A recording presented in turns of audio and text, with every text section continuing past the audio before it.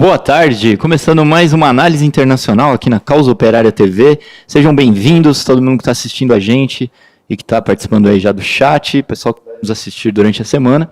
Hoje o tema da análise internacional é a Iugoslávia, mas eu queria antes de mais nada dizer para você se inscrever no nosso canal. Nós estamos bem próximos de chegar nos 73 mil inscritos, portanto faltam pouquíssimas inscrições para os 73. Se você já for inscrito, nos ajude a divulgar o nosso canal, divulgue nas redes sociais, no WhatsApp, no Facebook, no Twitter, para a gente alcançar, chegar logo no 73, mas alcançar também nosso objetivo de 100 mil inscritos. Também convido você a contribuir com a Causa Operária TV. Você tem várias maneiras de contribuir. Você pode contribuir com a nossa vaquinha, que é a campanha permanente da Causa Operária TV. Basta você entrar no link que está na descrição do vídeo. Tem também a assinatura solidária da Causa Operária TV. Você entra em causaoperariatv.com.br, que é o nosso site. Lá você vai poder encontrar o link para fazer uma assinatura solidária com 15, 30, 50, 100 reais ou uma contribuição única. Basta contribuir. Ou contribuindo também no programa de hoje com o Superchat. Você clica aí no cifrãozinho do nosso programa e contribui com quanto você puder. Bom, e a Causa Operária TV, em breve, vai lançar uma novidade aí. Nosso canal está aí organizando a adesão de membros do canal. Então, se você estava aguardando esse momento para poder se tornar um membro do nosso canal, né, um assinante exclusivo aí da Causa Operária TV, chegou a hora, nós estamos já é possível a Causa Operária TV ter membros, nós estamos só organizando para que, no máximo, semana que vem, você possa contribuir com a gente também sendo membro do nosso canal e, com isso, ganhar algumas vídeos e imagens especiais aí para você que se tornar membro do canal. Amanhã a gente vai explicar tudo no detalhe, como fazer para se tornar um membro, o que você ganha sendo um membro da Causa Operária TV. Então a gente já anuncia aqui essa novidade para você que quer contribuir com a gente. Bom, também eu queria fazer a divulgação aqui do jornal Causa Operária, antes de passar a palavra para o companheiro Rui Costa Pimenta. Esse é o jornal de número 1048. O jornal Causa Operária, ele está nas ruas semanalmente. Amanhã tem a nova edição do jornal. Então, sábado é o dia que o jornal é lançado aí nas ruas. Então, fiquem ligados. Para você adquirir o jornal, basta entrar em contato com os militantes, entrar em contato no telefone que também está na descrição do vídeo e adquirir o jornal Causa Operária, um jornal semanal que existe desde 1979, aqui, jornal do PCO. Bom, é isso. E antes, convidar você para participar aí do ato no domingo, dia 31, contra a ditadura, fora Bolsonaro e todos os golpistas, lá no MASP, aqui em São Paulo, no caso, né, às 14 horas, lá na Avenida Paulista, e em todo o país também estão sendo organizados esses atos contra a ditadura militar, pelo fora Bolsonaro e todos os golpistas. A gente passa mais informações no decorrer do programa. E agora eu passo a palavra para o companheiro Rui para mais uma análise internacional. Bom, nós vamos abordar hoje um tema geral, histórico, né? Aproveitando aí um fato muito importante da política internacional, que completou 20 anos, que é o bombardeio da... A gente poderia dizer Iugoslávia, mas não seria muito apropriado. Naquele momento a Iugoslávia já havia se dissolvido, né? Era apenas uma parte do país que continuava se denominando Iugoslávia, pela OTAN, né? Naquele momento, o bombardeio, como sempre acontece com essas operações extremamente violentas do imperialismo, ele foi apresentado como uma operação humanitária, né? É o velho truque do hitleriano, né? Do nazismo, de atacar outros países supostamente para defender alguém que está sendo lá extremamente maltratado. Naquele momento, o estopim da crise, né, o grande pretexto para a crise foi a descoberta de uma vala comum na região do Kosovo, com supostamente muita gente que havia sido assassinada pelo governo da Sérvia, que então se chama Sérvia e outras antigas repúblicas da Iugoslávia, que naquele momento se chamava efetivamente ainda Iugoslávia. Depois se descobriu que a vala comum era uma falsificação, que isso não existia, né, que como em muitas oportunidades o imperialismo havia forjado esse fato para a propaganda internacional, propaganda pela imprensa internacional, mas isso deu lugar a um intenso bombardeio, principalmente na capital, em Belgrado, com muitas vítimas civis, né? Logicamente que os bombardeios eram dissimulados com a conversa de que são bombardeios cirúrgicos, que é uma coisa que na realidade não existe, é uma invenção de propaganda do imperialismo. A operação militar toda terminou com a constituição de um protetorado, né, da ONU, formalmente, mas na realidade um protetorado norte-americano com apoio da Alemanha, que se transformou num enclave político e militar nos Balcãs, a serviço direto do imperialismo. Nós vamos voltar nesse tema e explicar mais algumas coisas sobre a guerra, né, digamos assim, entre a Bósnia, a Sérvia e o Kosovo, mas eu acho que seria oportuno recordar um pouco a longa trajetória de desgraças, né, do povo iugoslavo e apresentar um pouco uma explicação de por que a situação se desenvolveu nesse sentido, né? Vamos colocar um mapinha da região que é conhecida como Balcãs, apenas por referência. Está aí no vídeo, né, essa região, que é uma região muito famosa na história europeia. Nós temos aí Eslovênia, Croácia, Bósnia, Herzegovina, Sérvia, Montenegro, Kosovo e a Macedônia, que são as repúblicas, atualmente repúblicas independentes, que compunham a antiga Iugoslávia, né? Formada depois da Segunda Guerra Mundial, que é o que a gente deveria chamar mais propriamente da Segunda Iugoslávia, né? Além dos países que compõem a Iugoslávia, apenas para tomar nota, né? É traduzida, né, como sendo a União dos Eslavos do Sul, né? Nós podemos ver aí que são todos países eslavos, são todas repúblicas eslavas, com língua muito parecida, que ficam no sul da Europa e tudo mais. Aí nós temos ainda, como parte dos Balcãs, Albânia, né, que também foi um país onde se estabeleceu a ditadura do proletariado, a Grécia, uma parte da Turquia, porque ali aparece Turquia, mas a Turquia toda não faz parte, né? É apenas aquela parte. A Bulgária, a Romênia e a Moldávia.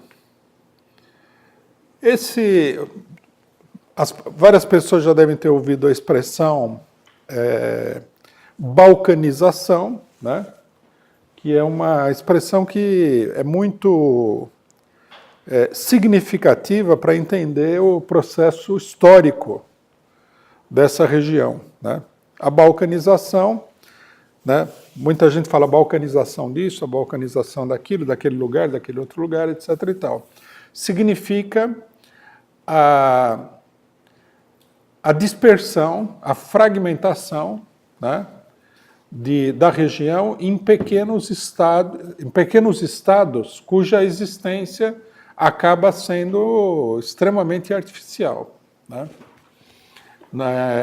Essa expressão de balcanização se refere principalmente, né, às repúblicas que compunham a antiga Iugoslávia, né? Nós podemos ver no mapa que todas elas deram lugar a países muito pequenos, né?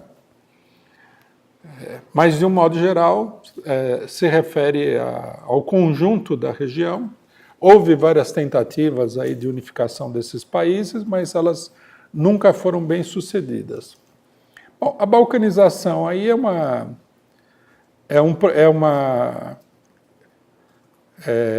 um aspecto central do processo político da região, né? Essa dispersão, essa fragmentação de países, porque responde ao fato de que essa região ela está cercada aí, ela está sob a influência direta de potências, ou potências militares de países relativamente atrasados, como a Turquia, que faz praticamente parte da região, né? Ou a Rússia, que também sempre foi uma potência militar importante, ou de potências imperialistas, como é o caso da Itália, nós podemos ver a Itália aqui do lado esquerdo, da Áustria, que fica logo acima, e da Alemanha. Quer dizer, a enorme pressão desses países, seja uma pressão militar, seja uma pressão econômica direta, trabalhou sempre contra a constituição de um país unificado nessa região, né? E a divisão desses países, isso daí é uma coisa a ter em mente quando a gente analisa a atual situação da Iugoslávia, favorece a intensa exploração econômica desses países pelos países vizinhos, em particular os países imperialistas, né? A Iugoslávia, primeiro, nós temos que levar em consideração que, para que esses países pudessem ser repúblicas independentes, foi travada uma enorme luta política, né, no século XIX, uma luta que se dirigia principalmente, nesse caso, contra o Império Austro-Húngaro. A maior parte das repúblicas iugoslavas pertenciam ao Império Austro-Húngaro, né? Ou seja, eram colonizadas pela Áustria, né? Basicamente, que até a Primeira Guerra Mundial foi a potência dominante naquela parte da Europa. Ao final da Primeira Guerra Mundial, o Império Austro-Húngaro se dissolveu completamente, né? Tendo a Áustria perdido a guerra juntamente com a Alemanha.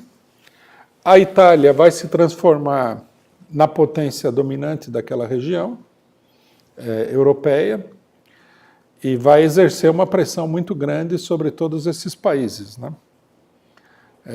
Um dos alvos da política imperialista do fascismo italiano são justamente as repúblicas da Iugoslávia. Essa aí é chamada Primeira Iugoslávia, se unifica aí e vai existir até a década de 1940, quando ela vai ser invadida pelos alemães e pelos italianos, né? Os italianos já tinham desenvolvido aí uma política de colonização muito grande naquela região, né? Com a ocupação da Líbia, da Etiópia, com ataques contra cidades da Croácia e outros lugares ali, Albânia e tudo mais. Esses países vão ser ocupados, né? E vai haver uma dissolução praticamente da super jovem República Iugoslava, né? À medida em que cresce a resistência internacional contra o fascismo na Europa, a Iugoslávia vai ser palco de uma tremenda guerra civil, né? Nós vamos ter lá milícias fascistas da Croácia atuando, milícias fascistas da Bósnia atuando, e nós vamos ter milícias que eram aliadas do imperialismo, como os Chetnik, e principalmente vai se formar um grande exército guerrilheiro, né, sob o comando do Partido Comunista Iugoslávio, ou mais precisamente da Liga dos Comunistas da Iugoslávia, dirigida pelo Marechal Tito, que era croata, né? Isso é uma coisa, esse debate do Marechal Tito apareceu na Copa do Mundo, né? Que o pessoal queria negar que ele fosse croata. Não, efetivamente ele era croata. Finalmente, né, o exército guerrilheiro, dirigido pelo Tito, vai expulsar os alemães e italianos da Iugoslávia e vai recompor todo o país, criando a Segunda República da Iugoslávia, que vai expropriar o capital e vai constituir, né, uma das chamadas democracias populares, um nome que foi criado pelos stalinistas, meio que para disfarçar o fato de que se tratava de um país onde a burguesia havia sido expropriada. Em vez de se chamar República Federativa Socialista da Iugoslávia, né, eles colocavam o nome Democracia Popular. Também a Hungria, também a Romênia, também a Polônia, toda essa região que acabou sendo incorporada, digamos assim, ao bloco soviético e expropriou a burguesia, toda ela era conhecida como as repúblicas populares, né? As democracias populares, perdão.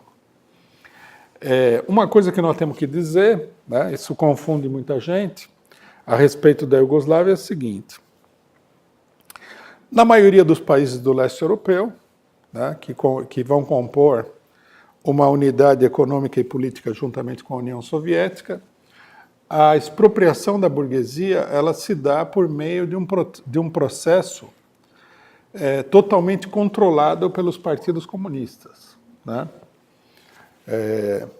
A partir de 1948, com o plano Marshall, o Stalin rompe com o imperialismo, rompe a sua aliança política e econômica com o imperialismo, que foi uma aliança que provocou um conjunto de desastres políticos para a classe operária europeia, e decide expropriar a burguesia, coisa que já era um fato praticamente dado, porque esses países haviam sido ocupados pela Alemanha, a maior parte da indústria desses países, né, tanto os menos desenvolvidos como os mais desenvolvidos, o caso da Tchecoslováquia, por exemplo, já havia sido expropriada pelos alemães, e quando os alemães abandonam o país, essas fábricas elas não são restituídas, na sua maioria, aos antigos donos, mas elas são transformadas em empresas sob o controle dos trabalhadores, né? Em 1948, com a crise que se dá entre o imperialismo e a burocracia stalinista da União Soviética,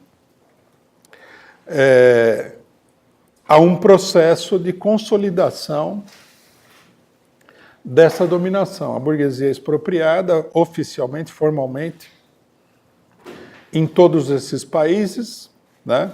Os partidos governantes, nos quais havia a participação de vários partidos socialistas, se unem para formar um partido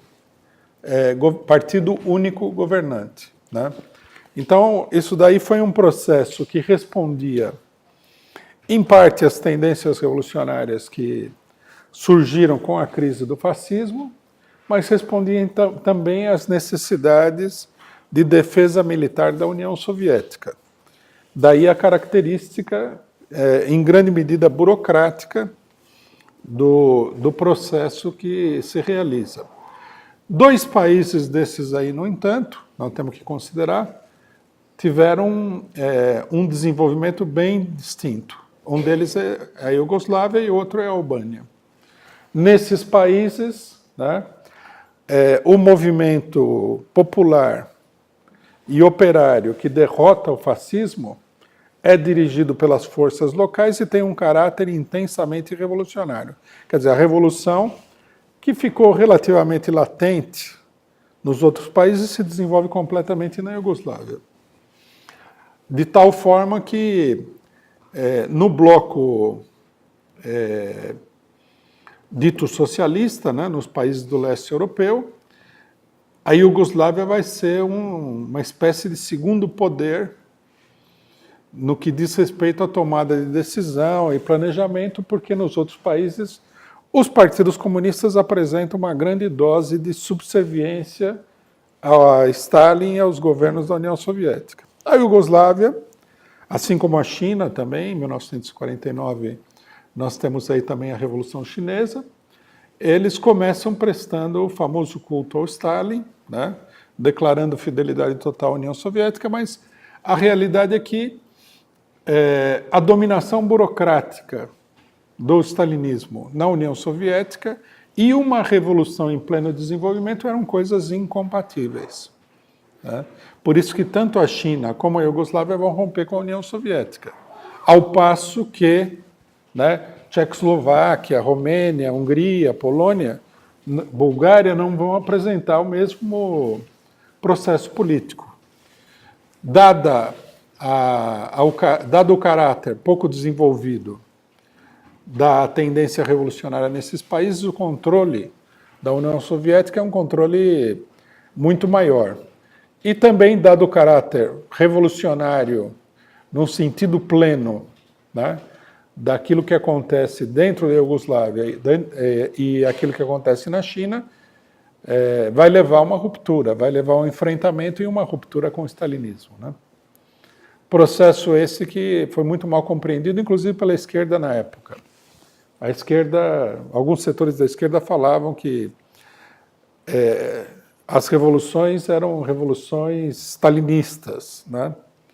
Não conseguiam compreender a oposição social real, por acima do problema puramente ideológico, né, entre uma revolução, né, e um Estado que, na sua política externa e interna, atua de maneira contra-revolucionária, como era a União Soviética, né? A contradição social ficava encoberta por uma aparência de tipo ideológico.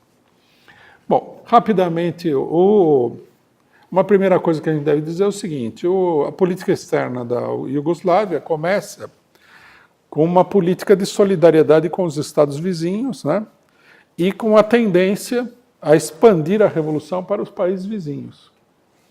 Logo no final da Segunda Guerra Mundial, também em virtude da ocupação italiana e alemã da Grécia, o Partido Comunista Grego se vê às voltas com uma revolução, né, no país, que é uma revolução muito importante. Nos acordos que foram feitos nas 3 conferências mundiais entre Estados Unidos, Inglaterra e a União Soviética, a Grécia ficava na zona de influência britânica, né, porque o Stalin ele teve a capacidade de fazer um acordo onde eles dividiam o mundo em zonas de influência entre os 3 grandes poderes, né, como se ele fosse assim uma espécie de monarca da França na época medieval, né. Um acordo que não teve valor nenhum no final das contas, porque cada um mantém aquilo que pode, né. Ninguém ajuda ninguém, mas o Stalin ele ajudou o imperialismo em várias oportunidades. Ele ajudou o imperialismo na Itália, ajudou o imperialismo na França, né? E um dos momentos mais importantes da ajuda stalinista ao imperialismo foi justamente a Grécia. A Revolução Grega foi esmagada pela aviação britânica, né, do grande Winston Churchill, um homem profundamente sanguinário, representante do imperialismo, e o stalinismo adotou uma posição de total neutralidade, o que intensifica a crise com a Iugoslávia. Só para a gente ter uma ideia, não vou contar toda a história da Iugoslávia na época stalinista, mas só para nós termos uma ideia do que aconteceu, né? Esses conflitos vão se intensificar e a Iugoslávia vai romper com a União Soviética. Os iugoslavos e o Tito vão ser alvos de uma intensa campanha de calúnias, né, pelos stalinistas, que se aprofunda quando a Iugoslávia, sendo boicotada pela União Soviética, pede ajuda aos norte-americanos, pede ajuda econômica aos norte-americanos, o que causa também um problema nos Estados Unidos, mas os norte-americanos decidem finalmente ajudar economicamente a Iugoslávia, ajudar no sentido norte-americano da palavra, né? Os iugoslavos. Bom,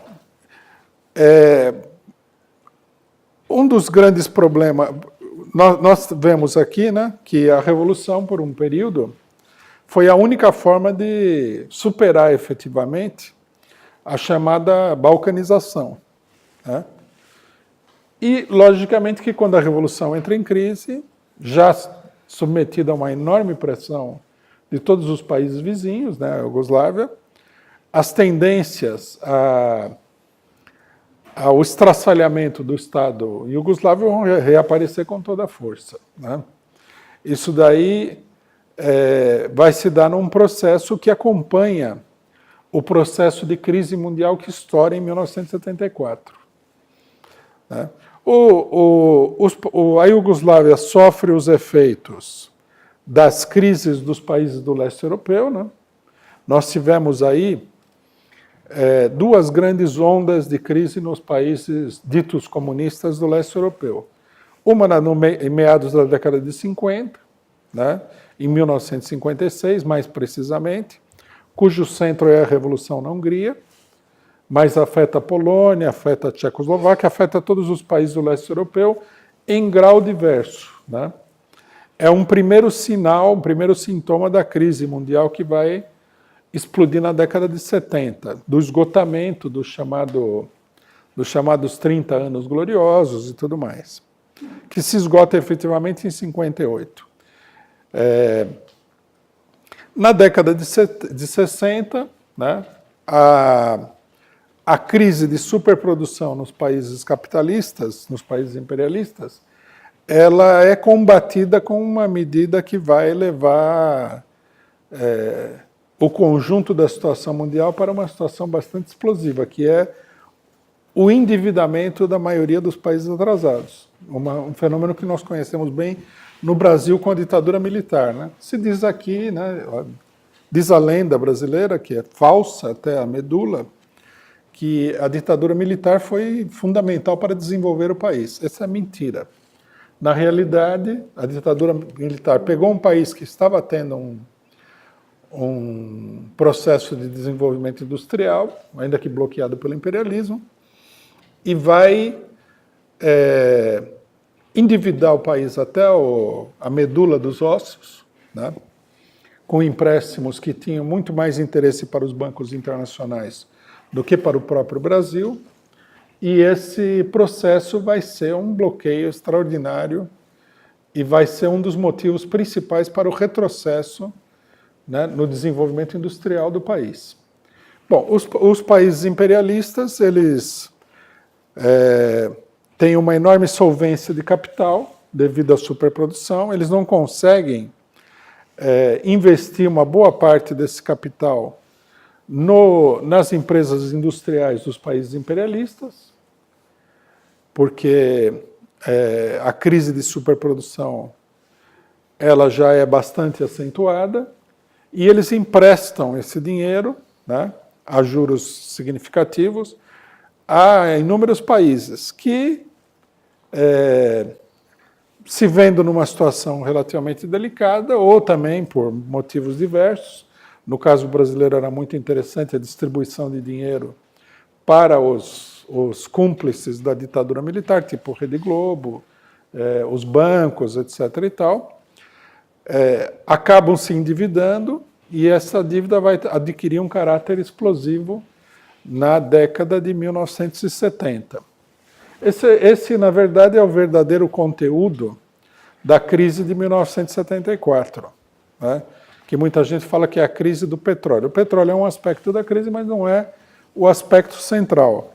O aspecto central é que a crise de superprodução ela se mostra abertamente nos países imperialistas, que entram todos em recessão ao mesmo tempo, uma recessão mais profunda, mais difícil de ser superada, né? que começam a ter uma inflação bastante acentuada devido ao endividamento dos estados, a uma inflação mundial muito acentuada, e essa crise vai levar a uma situação crítica nos países do leste europeu, aí incluindo a Iugoslávia. A crise iugoslava já havia sido preparada de antemão por crises políticas internas, né? Pelas dificuldades internas do governo da Iugoslávia, também a pressão imperialista, e a crise vai se expor abertamente a partir da década de 70, né? Apesar de todas as tentativas de conter a crise. Em 1980 morre o Marechal Tito, né, o que enfraquece de uma maneira bastante acentuada o governo iugoslavo, porque ele era um árbitro, né, uma figura central do governo. Com a morte dele, as tendências, né, regionalistas, separatistas, nacionalistas, a gente poderia dizer, dos diversos estados começam a se manifestar com mais força. É importante a gente entender que, na realidade, né, a partir da década de 1960, para combater a pressão crescente gerada pela economia, a política que é utilizada pelo governo da Iugoslávia é uma certa liberação e intensificação da autonomia dos Estados confederados iugoslavos, né? O que prepara a situação de crise posterior. Com essa, a Iugoslávia também, por uma série de... por esses motivos que nós explicamos, quer dizer, isolamento político, um certo isolamento econômico e tudo mais, adota uma política de maior descentralização econômica, dando uma certa latitude, uma certa margem de manobra para os estados e, inclusive, para as empresas. E esses estados e essas empresas acabam também se endividando por sua parte, né? Quando a situação se transforma numa situação crítica, toda essa liberalidade no sentido de dar autonomia para as empresas, se transforma numa crise muito grande, né? O que permite ao imperialismo intervir a fundo nessa situação. O imperialismo se alia com a burocracia da Croácia, que é o estado mais rico da antiga Iugoslávia, né? E também com maiores ligações econômicas com os países ocidentais.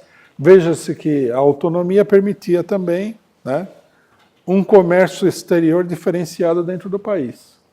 E a Croácia acaba se transformando numa ponta de lança do imperialismo, cujo objetivo é muito claro: desmembrar a antiga Iugoslávia, né, impulsionar o processo de balcanização, porque assim você vai, com muito mais facilidade, explorar, né, as questões na região. Por exemplo, há muitos problemas econômicos, né?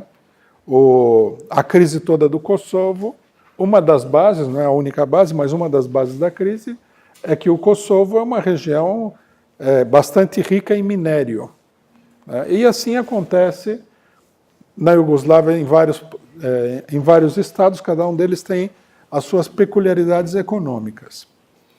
Bom, num dado momento, né, o processo de destruição da Iugoslávia fica claro, porque os bancos, principalmente os bancos norte-americanos, mas também os bancos alemães, nós temos que entender que a operação Iugoslávia é uma operação conjunta dos norte-americanos e da Alemanha, né, porque aquilo sempre foi uma região muito importante para o imperialismo alemão.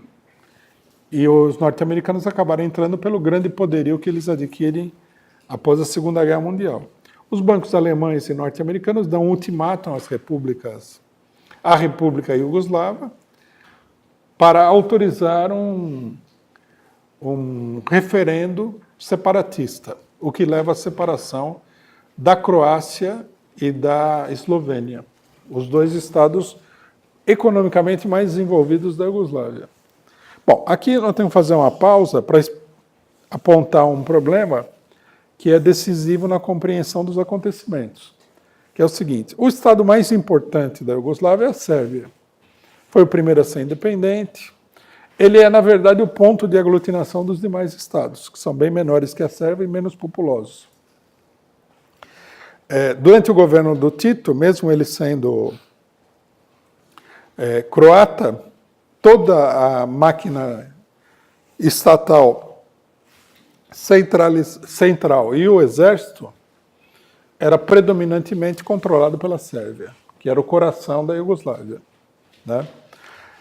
Isso daí era, evidentemente, um recurso para impedir, né, as tendências desagregadoras que existiam dentro da Iugoslávia. Quer dizer, a Sérvia era um elemento de centralização do Estado. Logicamente que, à medida que o Estado entra em crise, né, o imperialismo vai impulsionar o nacionalismo dos Estados menores contra a Sérvia. Então, começa a conversa de que, na verdade, a Sérvia quer construir um Estado imperialista, que seria a Grã Sérvia, essa coisa toda.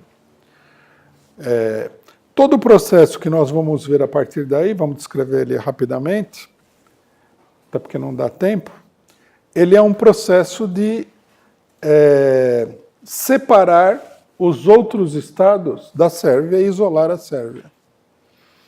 A Sérvia é o país, digamos assim, é o setor, né, mais importante eslavo naquela região. É um país que tem enorme afinidade com a Rússia e, portanto, um obstáculo a ser vencido pelo imperialismo no seu controle da região.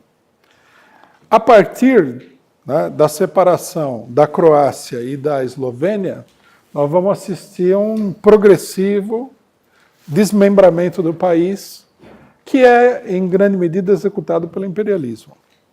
Nós temos inicialmente uma guerra entre a Croácia e as outras repúblicas, principalmente a Bósnia, na Sérvia, né? Uma guerra que acaba sendo bem violenta, né? Uma vez que o imperialismo impulsiona um Estado contra o outro, né? Aqui nós temos que entender também que o imperialismo não impulsionava apenas os outros Estados contra a Sérvia, mas impulsionava também a Sérvia contra os outros Estados, né? A gente vai ver isso daí na segunda etapa, que é o enfrentamento entre a Sérvia e a Bósnia-Herzegovina, que resulta numa guerra civil extremamente sangrenta, com o episódio da limpeza étnica, dos estupros, aquele negócio, o massacre de determinada cidade, né, Srebrenica, Sarajevo e tudo mais. Nessa segunda etapa, né, um Estado é lançado contra o outro com extrema violência, a Croácia intervém também nisso daí, formam-se grupos nacionalistas de caráter extremamente direitista, impulsionados pelo imperialismo. O imperialismo, ele ajuda militarmente tanto a Croácia como os bósnios muçulmanos, porque uma coisa sobre a Bósnia que é importante entender. A Bósnia é dividida entre dois grupos. Um grupo cuja identidade é religiosa, que são os muçulmanos bósnios, e outro grupo cuja identidade é étnica, que são os sérvios bósnios, quer dizer, pessoas de etnia sérvia que moravam na Bósnia. Esses sérvios bósnios formam uma república sérvia dentro da Bósnia, isso daí dá lugar à guerra, né? E a coisa adquire um caráter extremamente violento. Termina, logicamente, com uma intervenção da OTAN dirigida contra a Bósnia, né?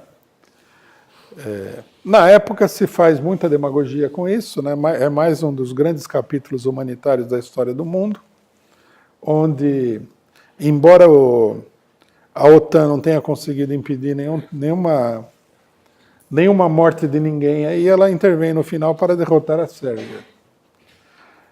Também a gente deve destacar que o massacre da população muçulmana dentro da Bósnia-Herzegovina não era propriamente mal visto pelo imperialismo, porque o imperialismo também vê como sendo um problema, né, aquela população muçulmana. 44% da população da Bósnia é muçulmana porque a Iugoslávia, em tempos anteriores, né, antes da independência, havia sido dominada pelo Império Otomano.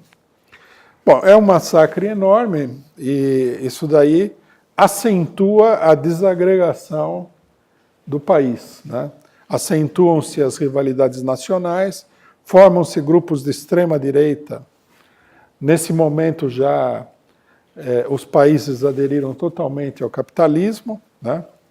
E os governos têm um caráter nacionalista muito acentuado, que é impulsionado pelo imperialismo. Aqui um parênteses, né? Que é muito importante, muita gente não leva em consideração. Uma das operações, uma das ações mais comuns do imperialismo é justamente jogar uma parte da população de um país oprimido contra a população de outro país oprimido, ou da população de um país oprimido, uma parte desse país contra outra parte do mesmo país. Essas guerras civis extremamente sangrentas, se nós formos pesquisar atentamente no detalhe, nós vamos ver que todas elas foram não só estimuladas, mas foram organizadas, planejadas e armadas pelo imperialismo. Recentemente apareceu a notícia, não é nenhum segredo isso daí, mas, né, de que o massacre, né, que foi executado em Ruanda contra os Tutsi, né? Contra os Tutsi foi minuciosamente organizada pelas Forças Armadas Francesas, né? Contra a influência dos belgas no país. Uma luta entre dois imperialismos, jogaram de uma maneira extremamente violenta, excitaram e armaram e planejaram tudo para promover aquele massacre, né? Então, são coisas que mostram, né, que quando a gente vê aí a guerra entre o paizinho X e o paizinho Y, que sai aquela mortandade, né, o pessoal costuma... Essas guerras são bastante comuns na África, mas acontecem em outros lugares do mundo. O pessoal fala assim, aqueles malucos lá, um matando o outro e tal. Não. Raramente, quase nunca, é um maluco matando o outro, né? Normalmente são operações organizadas, orquestradas e levadas adiante pelos países imperialistas. O caso da Iugoslávia é permanentemente a mesma situação, né? E essa situação é uma situação que leva constantemente ao isolamento da Sérvia. Nós temos que lembrar também que durante todo esse período, né, um aliado, que seria um aliado da Sérvia, né, tradicional, que seria a União Soviética, estava completamente neutralizado como fator político internacional, o que permitiu ao imperialismo ter uma enorme ofensiva aí. Os iugoslavos, sendo eslavos como os russos, né, poderiam ter criado aí um relacionamento econômico, militar, etc., com os russos e impedido toda essa mortandade, toda essa situação. Bom, o último capítulo mais importante, né, é a Guerra do Kosovo, né, que nós fizemos referência no começo, que é o aniversário de 20 anos. Essa guerra ela foi totalmente orquestrada, organizada, planejada, iniciada pelo imperialismo, né? Eu me lembro na época, né, isso é uma coisa muito interessante, que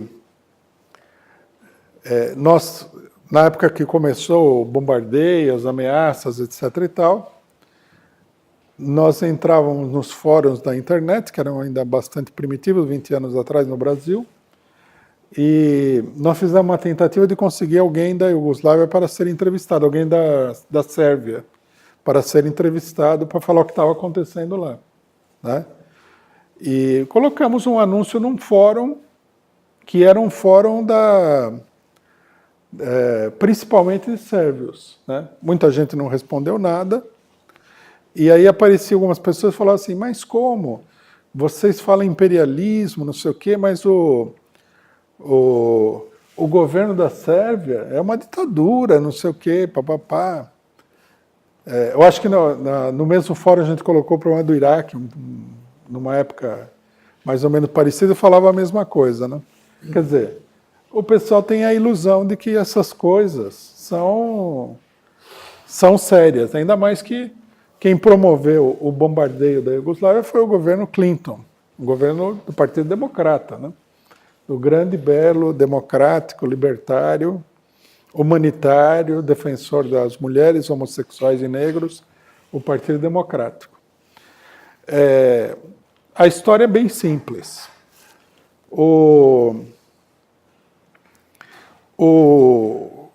Os alemães armaram uma guerrilha dentro do Kosovo, de gente da etnia albanesa. O Kosovo é dividido entre duas etnias. A maioria da população, que é a população mais pobre, é albanesa. E a população mais rica é sérvia, né?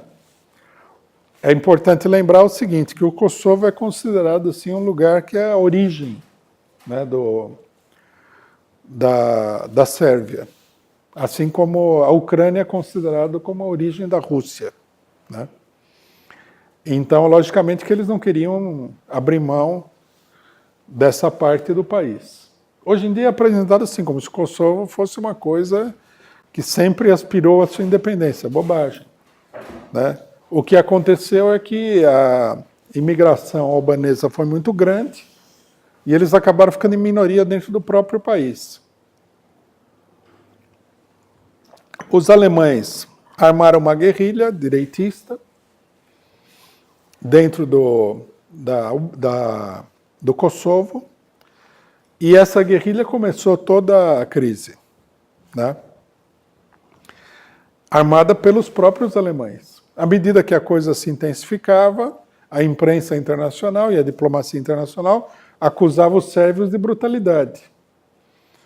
Mas isso numa crise que eles não tinham começado, né? Finalmente, a coisa escalou e os norte-americanos ameaçaram os sérvios de bombardear o país, de intervenção militar, etc. Aí tem um detalhe que muita gente não sabe, mas que na época eu tive a oportunidade de ler. Um repórter, se não me engano, do Le Monde, francês, ele recebeu uma informação direta dos diplomatas sérvios que participaram de uma reunião que foi realizada entre os norte-americanos e os sérvios. Então, ele descreveu a reunião da seguinte maneira: os norte-americanos chegaram lá e falaram assim: bom, a gente não bombardeia o país se vocês aceitarem isso. Aí os sérvios olharam para a cara do outro e falaram: nossa, isso aqui é horrível, mas vamos aceitar porque nós não temos condição de enfrentar o pessoal. Aí eles aceitavam. Aí os norte-americanos voltavam e falaram assim: não, nós temos mais essas exigências. Mudaram as exigências 4 vezes até que chegou uma hora que os sérvios chegaram à conclusão: primeiro, não adiantava nada ceder, né? E segundo, que também não tinha condição mais de atender o que eles estavam pedindo, que já era demais. Aí romperam-se as negociações, né? Os sérvios sempre no papel de vilão, a imprensa batendo, né? Milosevic e tal, monstro, aquele negócio todo, usando a propaganda da guerra entre os bósnios e entre os sérvios bósnios e os muçulmanos bósnios, na qual Milosevic havia apoiado a pequena e efêmera República Bósnia da Sérvia, né? A propaganda da limpeza étnica, dos estupros, etc. e tal, feita sob a responsabilidade de um cidadão que está preso agora, chamado Karadzic. Usaram toda essa propaganda para legitimar, diante da classe média dos países imperialistas, um bombardeio criminoso da Sérvia, né? Que terminou com o glorioso Bush decretando a independência do Kosovo, né? Fizeram um plebiscito lá e o Kosovo virou independente. Um detalhe também sobre essa guerra, né? Que é uma coisa muito importante para levar em consideração sobre os patriotas brasileiros, que são Uma coisa muito peculiar. Os sérvios, eles tinham um sistema de radar que havia sido fornecido de radar e baterias antiaéreas, que havia sido fornecida por uma empresa norte-americana, a Raytheon. Aí, quando os aviões da OTAN iam bombardear a Sérvia, iam bombardear Belgrado, a Raytheon desligava os radares dos sérvios para eles não saberem onde é que estavam os aviões. Então, fica aqui o aviso, cuidado ao comprar o equipamento militar desses países aí, né? Eles simplesmente desligavam porque eles tinham todos os códigos, é tudo informática e era a coisa mais fácil do mundo. Bom, 20 anos depois, em que pé que está a situação do Kosovo? Nós temos duas coisas importantes nesse momento aqui que merecem destaque. A primeira delas é que está em andamento o processo de criação de um exército do Kosovo. Né? O Kosovo não foi reconhecido como país independente porque houve oposição da China, da Rússia e da própria Sérvia ao reconhecimento do Kosovo. Então ele ficou assim, meio país Guaidó, né? Não sei quantos estados reconhecem o Kosovo, mas os que realmente interessam não reconhecem. Isso por um lado. O armamento é um problema muito sério, porque é visível, né, que o armamento do Kosovo é uma tentativa é uma ameaça de guerra na região, sem dúvida nenhuma. Uma região que já teve tantas guerras desde a década de 1980, né? E é um perigo bastante grande. Pode levar a um conflito generalizado lá também, novamente. E o segundo é que a operação humanitária terminou numa operação quase genocida contra os sérvios que moram no Kosovo, né? Esses sérvios, eles são boicotados pelo governo no Kosovo, que procura expulsá-los de lá, logicamente que é um plano dos norte-americanos, expulsar todos os sérvios, mas eles têm negócios e têm várias coisas lá. Não é uma comunidade minúscula também, é uma comunidade relativamente grande.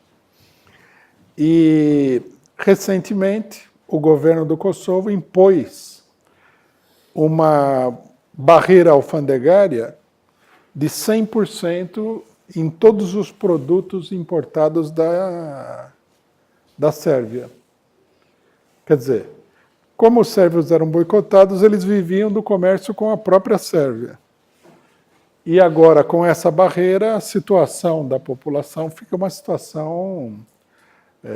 os próprios jornais imperialistas dizem que nós estamos à beira de uma crise humanitária, a famosa crise humanitária, nesse caso, uma crise humanitária verdadeira, né, contra os sérvios que moram no Kosovo, que é, na verdade, parte da Sérvia e o lugar de fundação do país, né, como acontece sempre.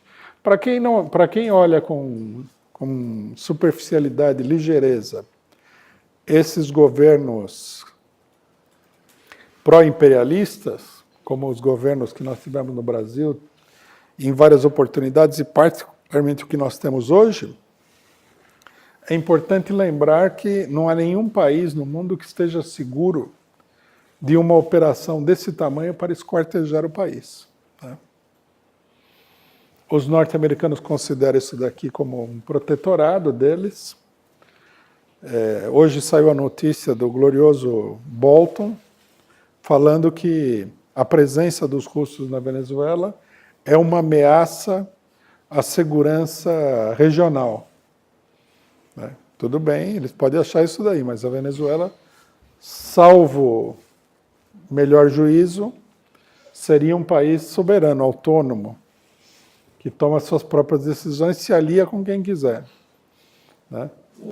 Vamos ver o que esse novo lance aí do imperialismo norte-americano vai levar na nossa região, que também, né, é importante que se diga, a depender do imperialismo, caminha para a balcanização. O nosso ilustríssimo presidente da República, eleito pela fraude eleitoral, já declarou que a Amazônia não é nossa. Que eu saiba, no interior das fronteiras brasileiras está a Amazônia, mas ele já decidiu dar de presente a Amazônia para os norte-americanos. O que vai acontecer? Vai haver um país independente da Amazônia. Vocês imaginem isso. De repente, o Bolsonaro vai lá, como ele é um troglodita, extermina uma aldeia de índios, aí os norte-americanos falam que precisam um novo lance de ajuda humanitária e toma a Amazônia dos brasileiros. Os brasileiros têm que ficar muito atentos para essa e outras variantes, porque aparecem tendências separatistas de todos os lados. Essas tendências separatistas, elas querem transformar o Brasil numa Iugoslávia. É o único sentido da coisa. Um punhadinho de fascistinhas do Sul não gosta dos nordestinos. Aí a própria esquerda no Nordeste começa a falar que tem que separar do Sul e do Sudeste. Quer dizer, uma conversa extremamente desajuizada da parte da esquerda, né?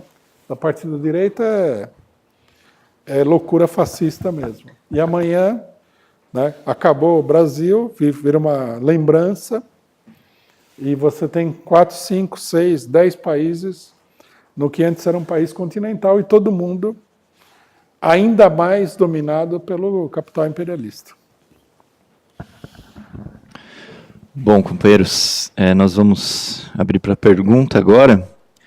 Eu queria já dizer o seguinte, a Sandra Barroso, ela pergunta uma coisa que você acabou de responder. Ela pergunta se é como aqui no Brasil, que fazem com o Nordeste e o Sul, e a esquerda ainda fomenta isso. Eu queria até frisar isso daí. É exatamente assim. É um jogo. Aí vem a imprensa completamente vendida para o imperialismo e fala: o nordestino, não sei o que lá, vota no PT e tal.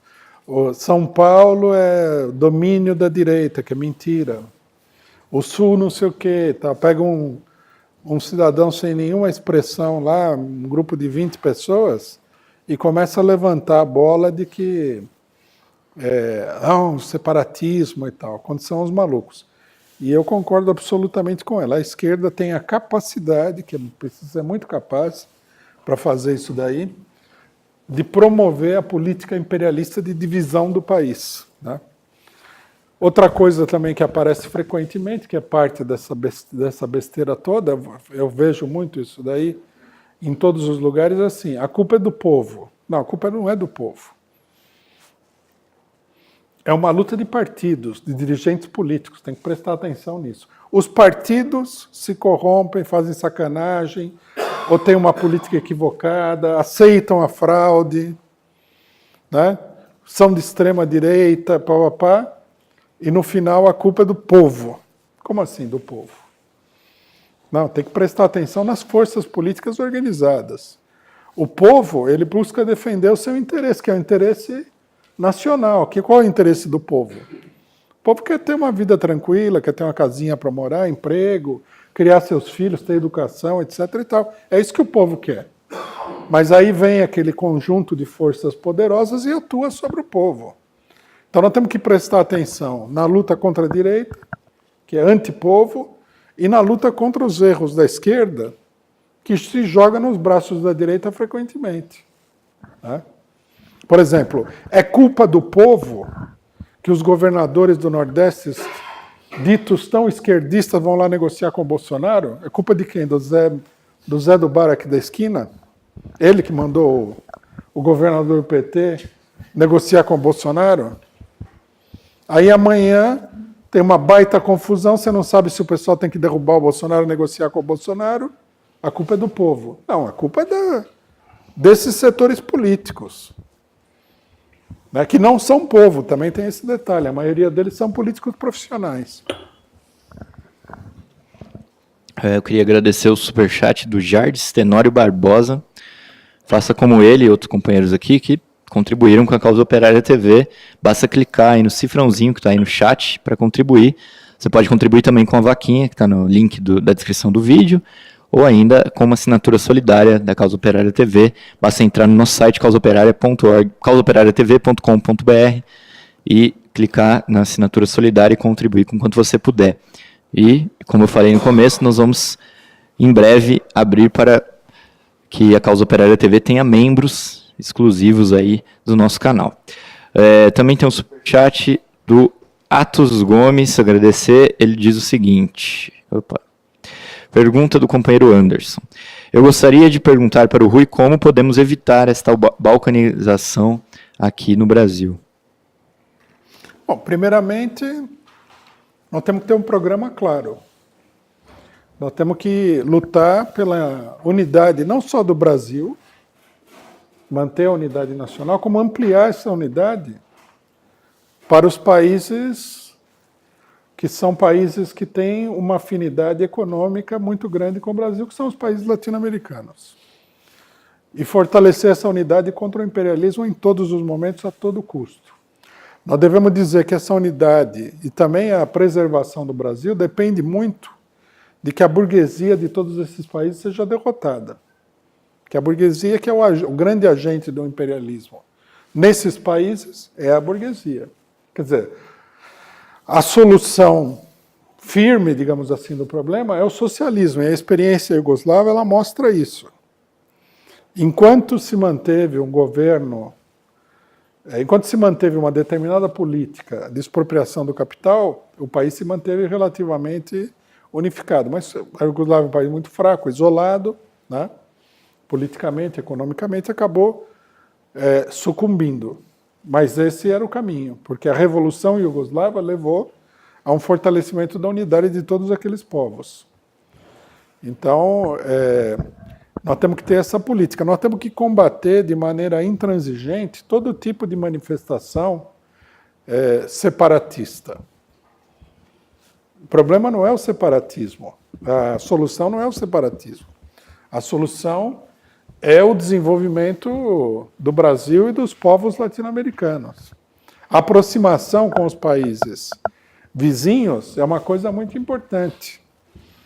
Ver se a América do Sul inteira fosse um país só, como é que ficariam essas ameaças norte-americanas que eles estão fazendo aí à Venezuela? Outra coisa também, já vi muita gente falando besteira sobre a Amazônia, né? Que não tem que defender a Amazônia, que não sei o que. Isso é uma manifestação total e completa de loucura. Se a Amazônia não for do Brasil, ela vai cair inteiramente sob o controle do imperialismo. É isso que vai acontecer. Não vai acontecer nada de bom ali. Isso daí pode levar a um recrudescimento das contradições. Pode levar, não. Levaria inevitavelmente a um recrudescimento das contradições da América do Sul, a guerra, né, a crises violentíssimas e tudo mais. Então nós temos que combater esse particularismo regional, essas ideias bestas, e nós temos que colocar, acima de tudo, a luta de classes. Qual é o sentido da luta entre o sudeste do Brasil e o nordeste do Brasil? Seja na versão pseudo-esquerdista, seja na versão direitista. Não tem sentido. Só para concluir o assunto, porque acabou aparecendo mais um superchat sobre isso. Não, mas esse é o tema mesmo do que nós estamos discutindo, porque é o caso da Iugoslávia, é um caso sobre esse problema. Se a direita não domina São Paulo, por que o PSDB instalou uma longuíssima ditadura no Estado? Bom, Jardim Tenório Barbosa. Existe uma coisa chamada fraude, né? Em primeiro lugar, tem que levar em consideração isso. Não podemos acreditar que um regime político que conseguiu levar um asno que quase nem é falante, que nem o Bolsonaro, ao governo, seja um regime político sério, a ser levado a sério. O pessoal ainda leva a sério isso daqui? Depois da eleição do Bolsonaro? Tiveram que tirar o Lula do páreo para controlar o negócio? Depois que o pessoal já viu a ação do STF, do TSE, dos tribunais durante a eleição. O pessoal leva a sério isso daqui. É real isso? É assim que o São Paulo é controlado pela direita com esses métodos. Os juízes de São Paulo são todos do PMDB e do PSDB, todos. Quer dizer, são do Temer, do Alckmin, do Aécio, do Serra, do FHC. Dá realmente para levar a sério que você tem eleições democráticas em São Paulo?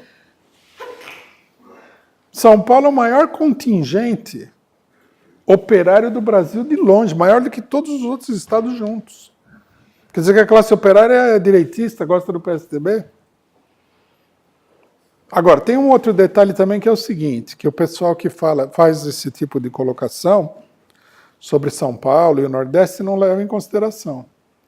O PT, ele abaixou a cabeça para o PSDB em todas as eleições que eles ganharam.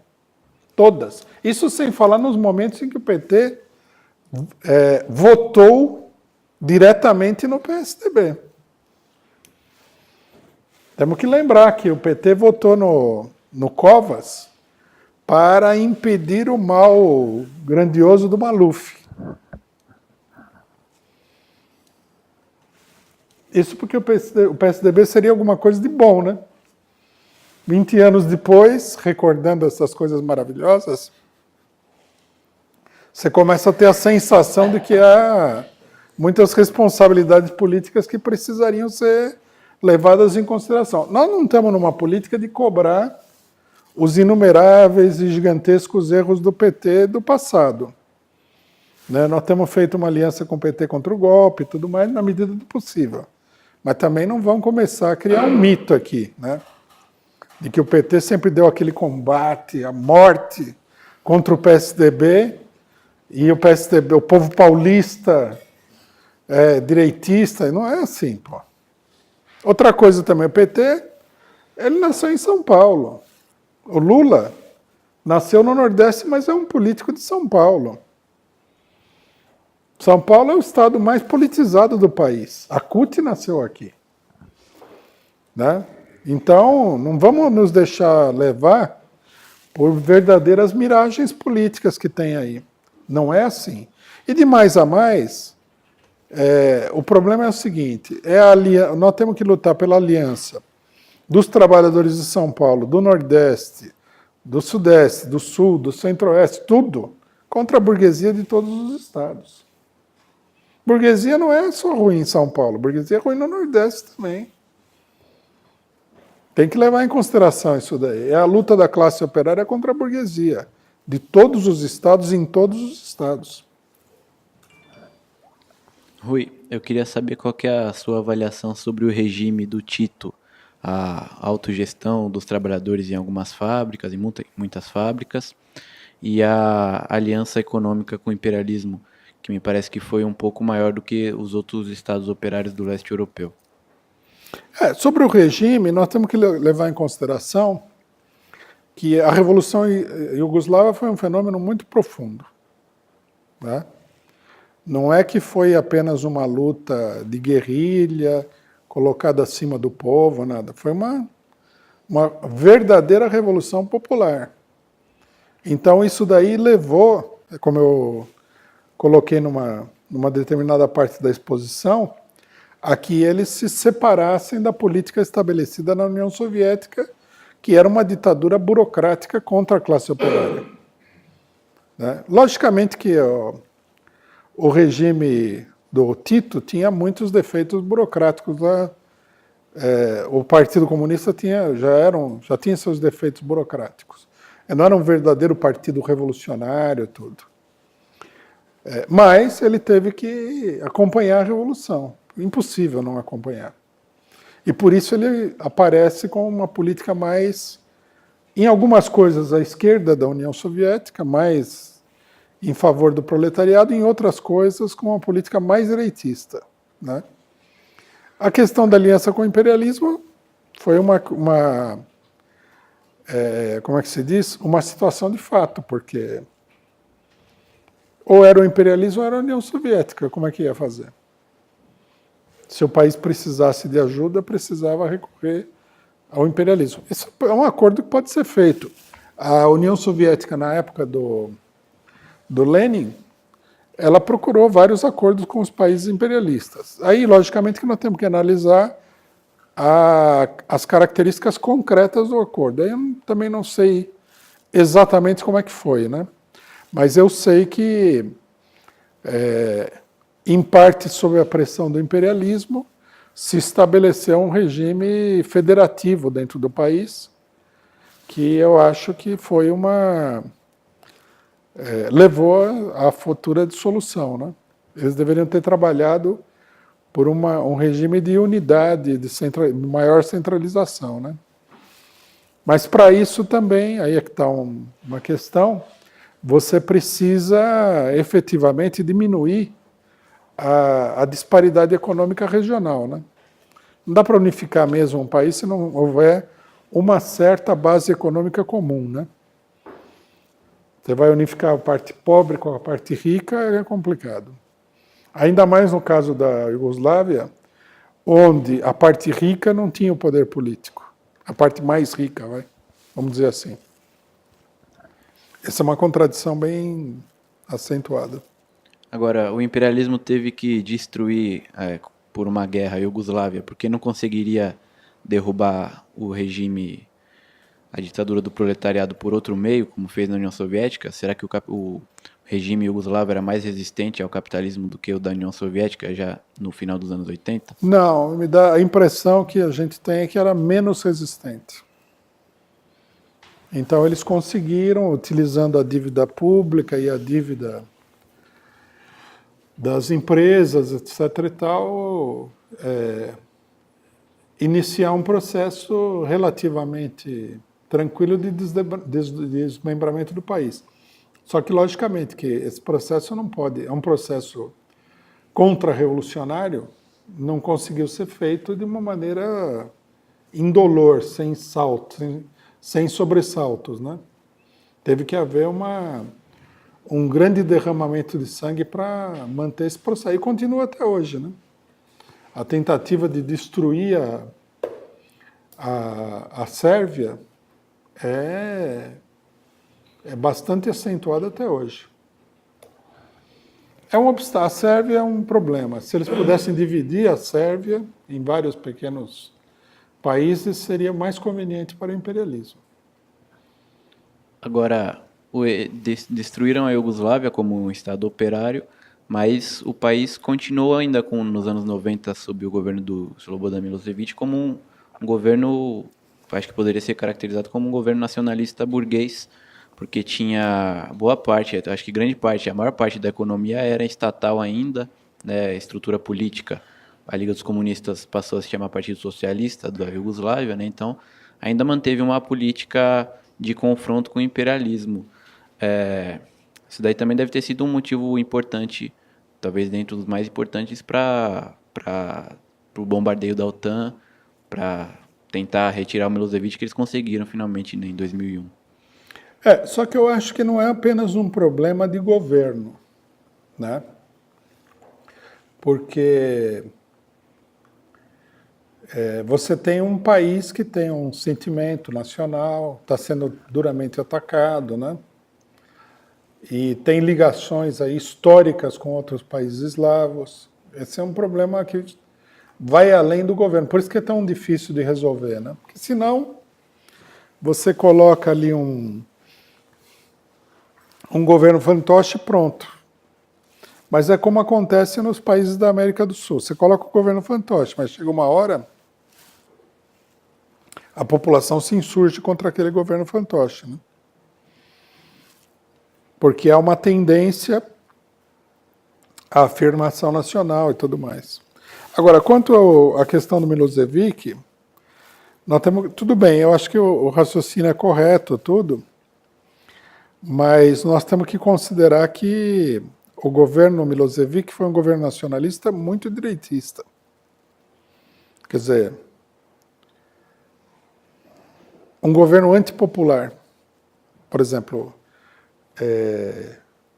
a maneira como foi levada adiante a guerra na Bósnia não é característica de um governo popular, né? Os bósnios, os sérvios bósnios lá, também eram muito direitistas. Não que os outros não fossem, não é? Todo mundo era direitista. A burocracia dos estados operários, ela é direitista. Isso é uma coisa que muita gente não leva em consideração.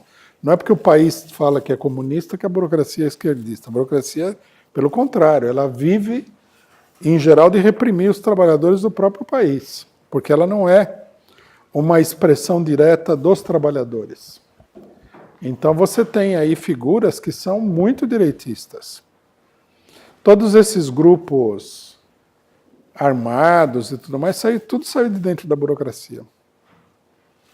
E já tinha o pessoal meio treinado para a repressão, para a violência, e aí como já não era um Estado operário, a violência adquiria um caráter desenfreado, né? Uma coisa interessante sobre esses países do leste europeu e a União Soviética, que muita gente não entende, é o seguinte.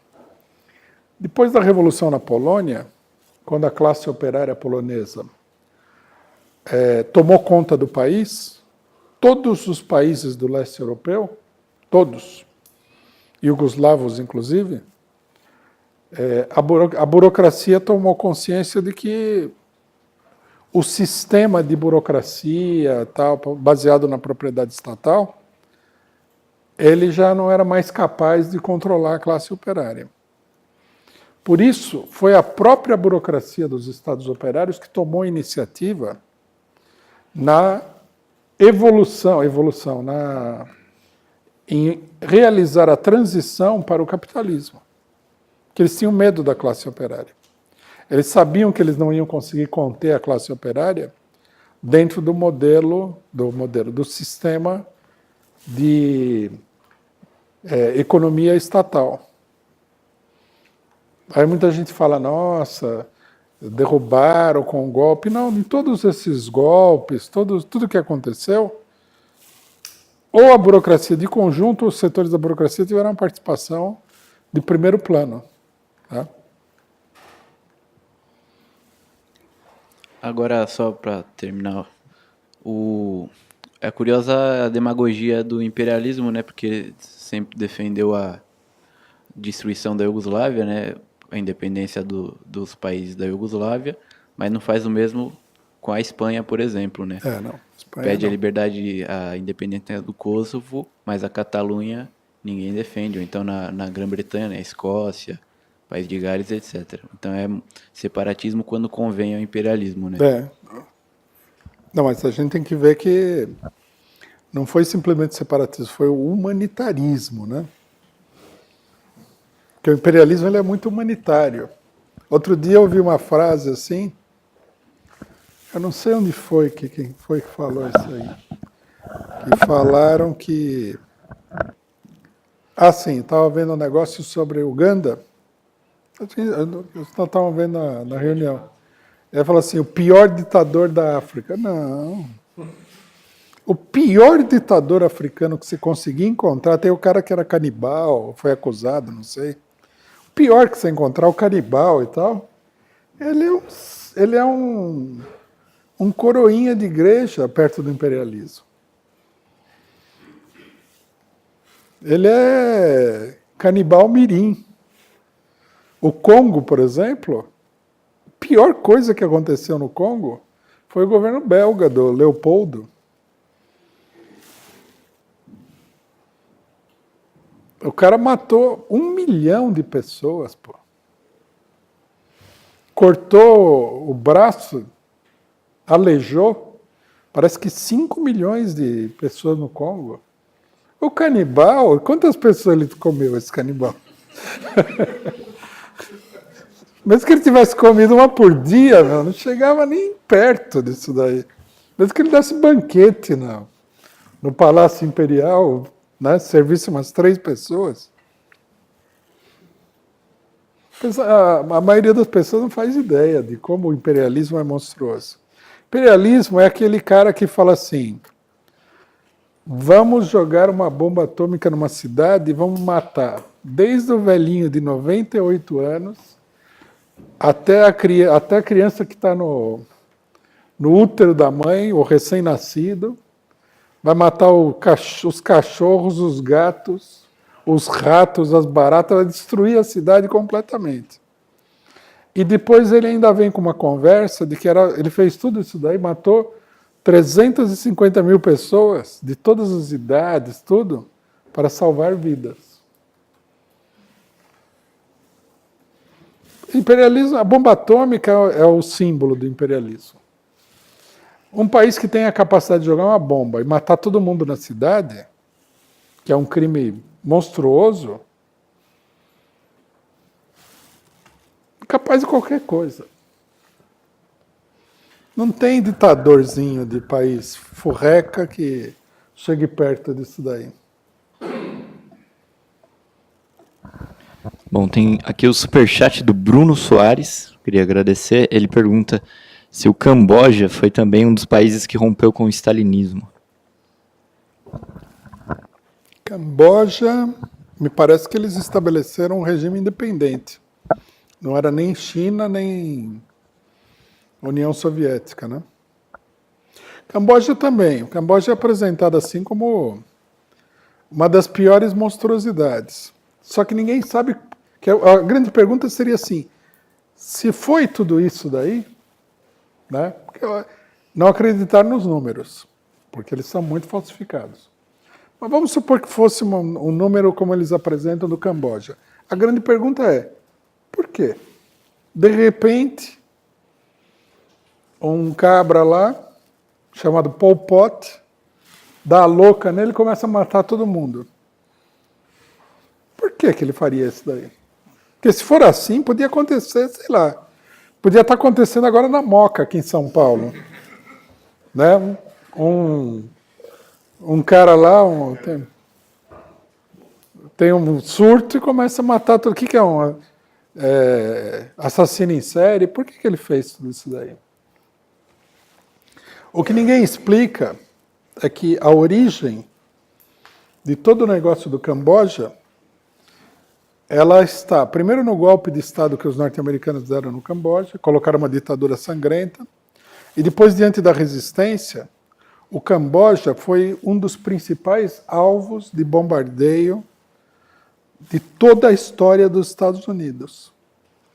O bombardeio no Camboja foi mais intenso, porque foi mais curto também, do que no Vietnã. E olha que no Vietnã, praticamente você não conseguia ficar com a cabeça para fora da terra, né?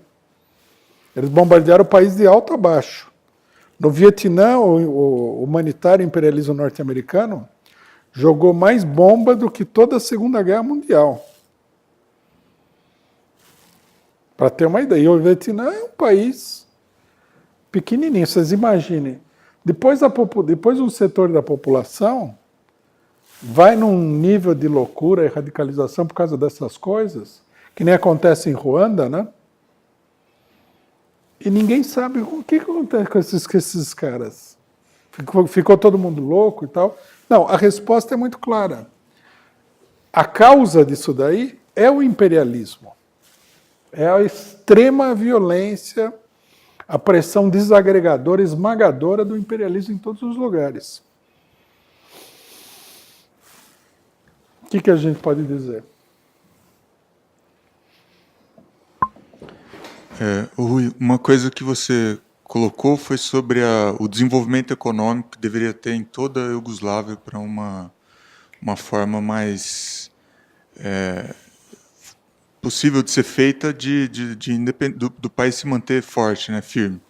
No caso do imperialismo, que você também colocou, sempre eles pegam alguém em alguma área e elevam aquele cara a líder em algum lugar. Então, pode levar no sul, aqui, no sudeste, no norte, nordeste. Como fazer esse desenvolvimento no Brasil inteiro e ainda combater esse tipo de líder que é, claro, criado pelo imperialismo em cada local, né? O Brasil é um país bem contraditório numa série de aspectos, né? Mas, por exemplo, uma primeira medida para resolver o problema do desenvolvimento é justamente resolver a questão agrária, né? Sem resolver a questão agrária é muito difícil, envolve uma boa parte da população. E o desenvolvimento capitalista no campo brasileiro, que é aquele desenvolvimento torturante e difícil, ele aumenta exponencialmente a pobreza, né? Os países que tiveram que fizeram aí solucionaram, digamos assim, a questão agrária, o atraso agrário, por cima, todos eles provocaram uma crise para a classe operária, para os trabalhadores, inimaginável. A Inglaterra é um desses países, né? O famoso processo que todo mundo fala, todo mundo estuda na escola, do cercamento dos campos na Inglaterra. Mas a Itália atravessou esse processo, a Alemanha atravessou esse processo. Então é muito custoso. O processo que não é custoso é o processo da Revolução Agrária, como aconteceu na França. Aí só foi custoso para os aristocratas. Mas, entre os aristocratas e o povo, acho que a gente não tem muita dificuldade de escolher, né? Então, esse é o primeiro problema. Segundo problema, seria necessário industrializar as regiões não industrializadas do país, ou pouco industrializadas. Um dos grandes problemas do país, do desenvolvimento nacional brasileiro, é o Nordeste. Porque o Nordeste não é uma região despovoada, é uma região muito habitada e o nível, né, de vida no Nordeste e de desenvolvimento é muito baixo. E depois nós temos aí esses lugares que não tem desenvolvimento, né? Ou tem um desenvolvimento muito pequeno, Centro-Oeste, Norte. Precisaria, como é que se diz? Investimento. No caso, o único investimento que vai poder resolver o problema seria um investimento estatal, né? Só que a burguesia não vai fazer. A burguesia, o negócio dela é ganhar dinheiro. Se para ganhar dinheiro você tem que entregar a base de Alcântara, entregar a Amazônia, tudo, eles entregam tudo, porque eles não têm amor a nada. E a situação do povo, para eles, interessa um tostão furado, né? Então teria que ter um governo da classe trabalhadora no Brasil que fizesse essa transformação. O socialismo é a única solução, né? Isso a gente tem que explicar muito bem explicado. Bom, por conta do nosso tempo, nós vamos ter que encerrar. Eu queria só agradecer para o pessoal que contribuiu com o Superchat, que a gente não vai conseguir fazer as perguntas, mas agradecer o Rodrigo Pedro, a Adonise Meirelles pelo Superchat, o MZ.Rio e o Wilton Santos. Muito obrigado pela contribuição. Contribua com a gente no Superchat, na vaquinha e com a assinatura solidária da Causa Operária TV. Antes da gente encerrar, eu queria anunciar que nós vamos ter, para você ficar ligado na nossa programação, nós temos o programa Música Clássica, tem o programa Universidade Marxista, Cine Clube Luiz Buñuel e resumo do dia ainda hoje. Amanhã, a análise política da semana com o companheiro Rui Costa Pimenta. Venha, se você estiver em São Paulo, venha aqui assistir com a gente a análise política da semana e depois fique aqui no Centro Cultural Benjamin Perret. Nós teremos atrações aí do Sábado Musical. Às 14 horas, o Samba de Canto a Canto, aqui durante o almoço, com membros da Escola de Samba do Vai Vai. Imperdível, aqui às 14 horas. E às 19 horas, a banda Revolução Permanente, composta por membros militantes do Partido da Causa Operária, às 19 horas. Então, tudo isso no Sábado Musical do Centro Cultural Benjamin Perret. Assista a análise e fique aqui com a gente para participar das atividades aqui do Centro Cultural. E para encerrar, eu quero passar o vídeo chamando para o ato de domingo, no dia 31 de março, contra a ditadura, pelo Fora Bolsonaro e todos os golpistas. Esse ato vai acontecer em todas as partes do país e aqui em São Paulo vai ser no MASP, às 14 horas, na Avenida Paulista. Então, a gente se encontra lá com cobertura do Diário Causa Operária e da Causa Operária TV. Então, você fica ligado aí na nossa cobertura e na nossa programação. Muito boa tarde para todo mundo E a semana que vem tem mais análise internacional às 14 horas, então agora assista o vídeo chamando aí para o ato do dia 31, domingo, às 14 horas aqui no MASP.